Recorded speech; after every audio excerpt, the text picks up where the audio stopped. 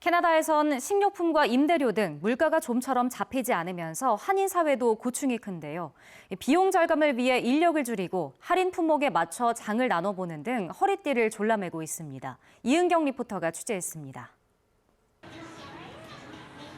고양이 얼굴에 발과 꼬리까지 달린 로봇이 좁은 복도를 오가며 음식을 나르고 손님들은 직원을 부르는 대신 무인 단말기를 이용해 직접 음식을 주문합니다.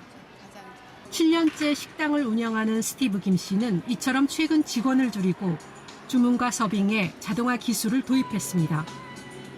인건비와 식자재 매입, 관리 비용이 우크라이나 전쟁 이후 나날이 늘면서 지출을 조금이나마 줄이기 위해서입니다. 올해 3월, 4월 이후부터 바로 체감 경기가 굉장히 나빠지는 것을 느끼게 되었습니다. 물가가 당연히 올랐고요. 그리고 인건비도 사람을 구하지 못하다 보니 좀 더 많은 돈을 주어야만 사람을 구할 수 있는 상황이 되었습니다. 경제 한파를 체감하는 건 고용주뿐만이 아닙니다.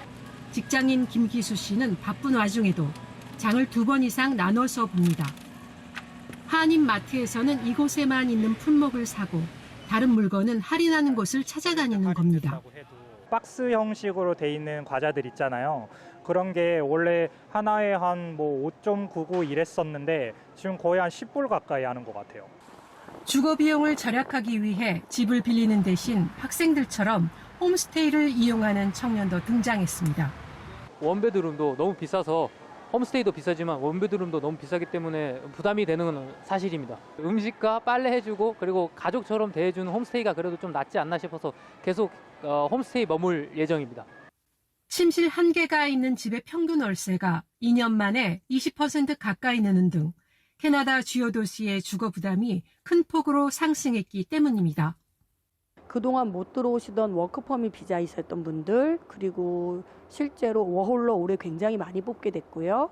그리고 이민자들도 굉장히 많이 늘어났고 유학생도 많이 늘어났죠. 그렇게 잠재돼 있던 수요가 폭발적으로 한 번에 들어오면서 렌트비 상승을 같이 부추긴다고 보고 있습니다.